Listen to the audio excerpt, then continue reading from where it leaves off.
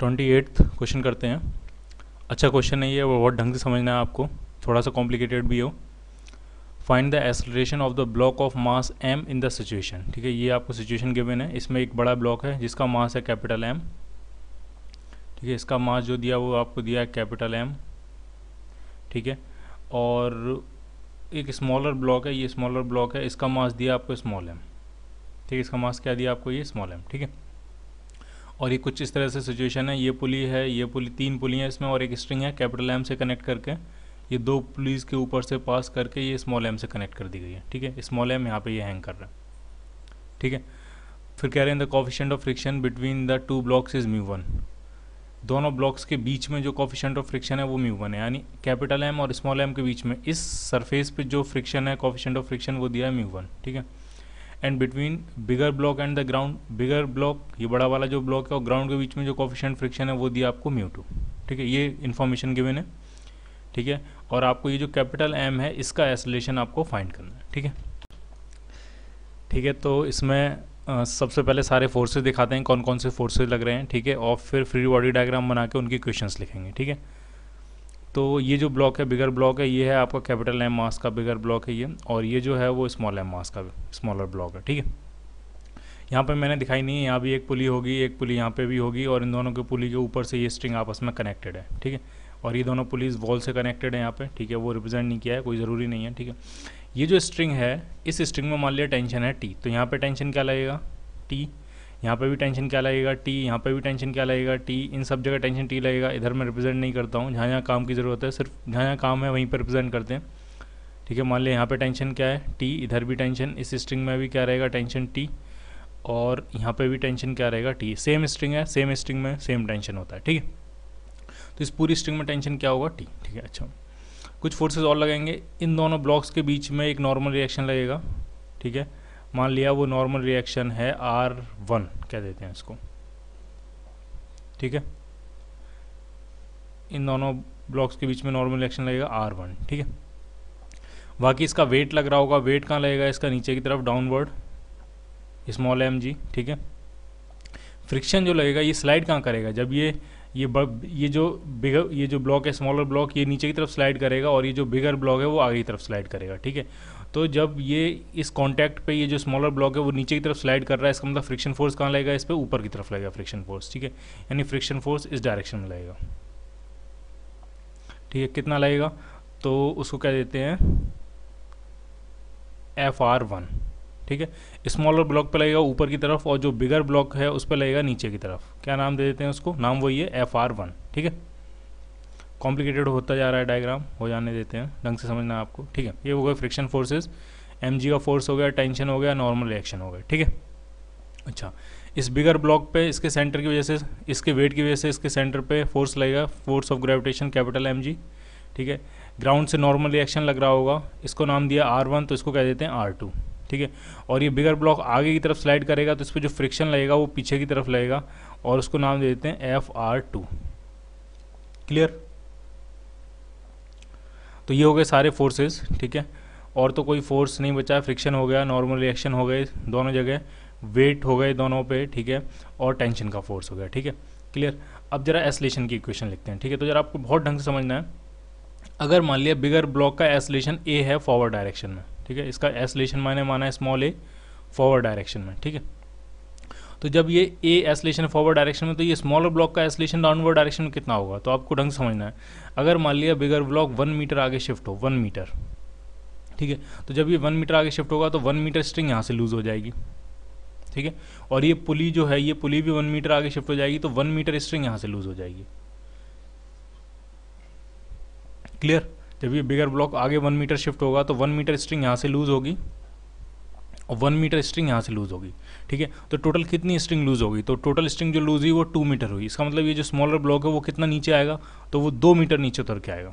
ठीक है, अगर बिगर ब्लॉक 1 मीटर आगे जाता है तो जो स्मॉलर ब्लॉक है वो 2 मीटर नीचे आता है। इसका मतलब अगर बिगर ब्लॉक का एक्सेलरेशन A है फॉरवर्ड डायरेक्शन में, तो जो स्मॉलर ब्लॉक का एक्सेलरेशन होगा डाउनवर्ड डायरेक्शन वाला एक्सेलरेशन, तो वो कितना होगा, डेफिनेटली 2a, डबल है उसका।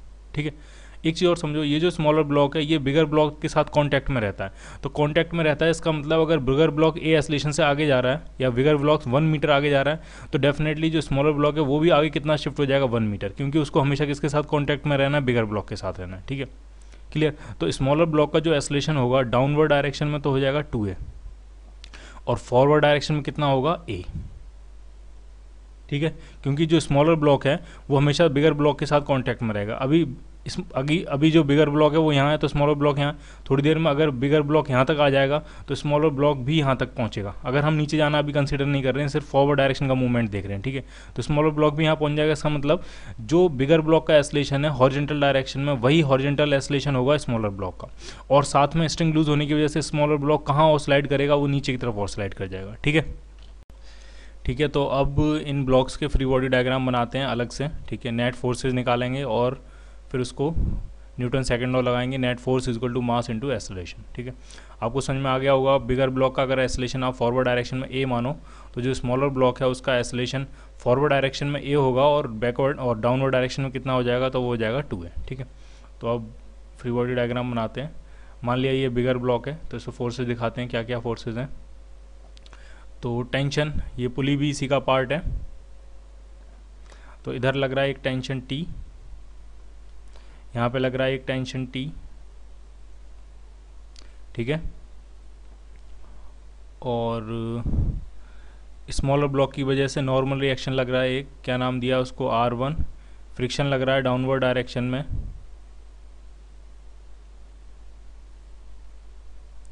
FR1। वेट लग रहा है उसका कैपिटल mg। नॉर्मल रिएक्शन लग रहा है यहाँ से R2 ग्राउंड से, और ये फॉरवर्ड डायरेक्शन मूव कर रहा है तो बैकवर्ड डायरेक्शन में ग्राउंड का फ्रिक्शन फोर्स लग रहा है FR2, और इन सब की वजह से इसका जो एक्सेलरेशन है वो फॉरवर्ड डायरेक्शन में है a। ठीक है, तो अब इक्वेशन लिखें। ठीक है, वर्टिकल में तो ये ब्लॉक मूव नहीं कर रहा है, बिगर ब्लॉक तो वर्टिकल में मूव नहीं कर रहा है, इसका मतलब वर्टिकल में नेट फोर्सेस क्या होंगे इस पर 0। जितना अपवर्ड डायरेक्शन फोर्स होगा उतना ही डाउनवर्ड डायरेक्शन होगा। ठीक है, अपवर्ड डायरेक्शन में कौन कौन से फोर्स लग रहे हैं, तो ये है नॉर्मल रिएक्शन R2, और तो मुझे कोई दिख नहीं रहा है इसमें। बाकी टेंशन भी डाउनवर्ड है, ये फ्रिक्शन FR2 भी डाउनवर्ड है, ये mg भी डाउनवर्ड है। ठीक है, सिर्फ ये R2 है वो सिर्फ अपवर्ड डायरेक्शन में, यानी जो R2 होगा वो हो जाएगा आपका किसके बराबर, capital mg plus FR1 plus tension T।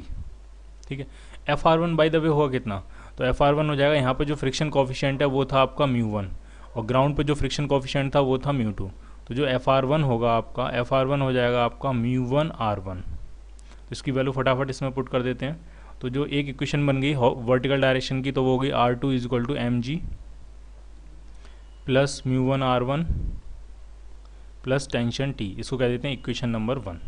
ठीक है, अब दूसरी इक्वेशन बनाते हैं हॉरिजॉन्टल डायरेक्शन की। ठीक है, तो हॉरिजॉन्टल डायरेक्शन में जो नेट फोर्स होगा वो किसके बराबर हो जाएगा, मास इंटू एक्सेलरेशन। मास है इसका कैपिटल M। ठीक है, और एक्सेलरेशन क्या माना है हमने, स्मॉल a।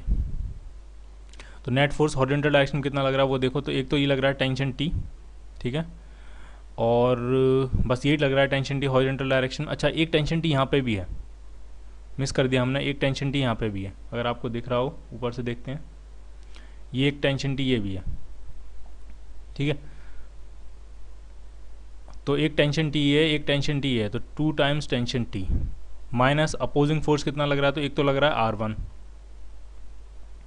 Minus R1। ठीक है, और एक ये फ्रिक्शन लग रहा है FR2 minus FR2 equal to क्या हो जाएगा, मास इंटू एक्सेलरेशन a। ठीक है, इसमें FR2 की वैल्यू पुट करें तो जो FR2 होगा आपका वो हो जाएगा μ2 R2। तो फटाफट वैल्यू पुट कर देते हैं, तो इक्वेशन बन जाएगी 2t minus R1 minus μ2 R2 is equal to m into small a acceleration, equation number 2। ठीक है, 2 इक्वेशन बन गई हैं। अब फ्री बॉडी डायग्राम बनाते हैं स्मॉल m मास के ब्लॉक का। मान लिया स्मॉल m मास का ब्लॉक है, अब इसका फ्री बॉडी डायग्राम बनाएंगे। ठीक है, तो इस पर क्या क्या फोर्सेस लग रहे हैं बहुत ढंग से देखना है आपको, देख लेते हैं जरा एक बार और ऊपर। एक लग रहा है टेंशन T और बाहर इस तरफ लेफ्ट डायरेक्शन में लग रहा है, राइट की तरफ लग रहा है ये R1। ठीक है, टेंशन T ऊपर लग रहा है, नीचे लग रहा है स्मॉल m जी, इधर लग रहा है ये R1।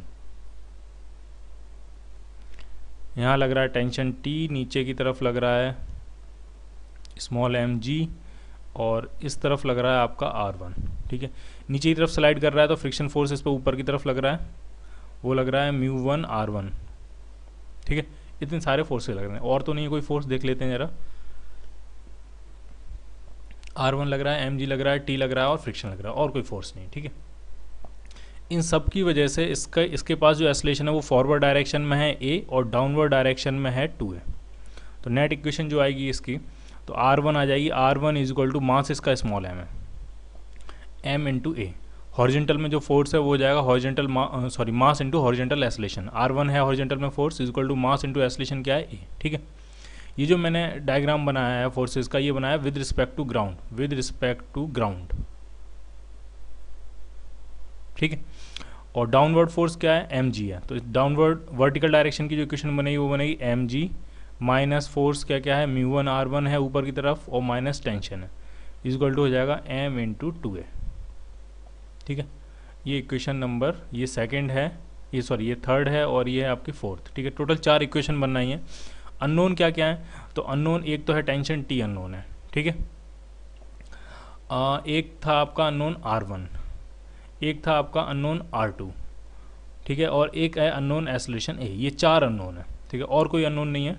बाकी फ्रिक्शन वगैरह थे, वो फ्रिक्शन को मैंने लिख लिया μ1 R1 और एक को लिख लिया μ2 R2, और μ1 और μ2 आपको गिवन है। ठीक है, एक्सेलरेशन ए हमने माना है, वो अननोन है, और ये जो टेंशन है टी स्ट्रिंग में वो अननोन है। ठीक है, तो 4 अननोन है और टोटल 4 ही इक्वेशन है आपके पास। ठीक है, सॉल्व कर लेना और आपको किसकी वैल्यू फाइंड कर लेनी है, ए की वैल्यू। क्लियर।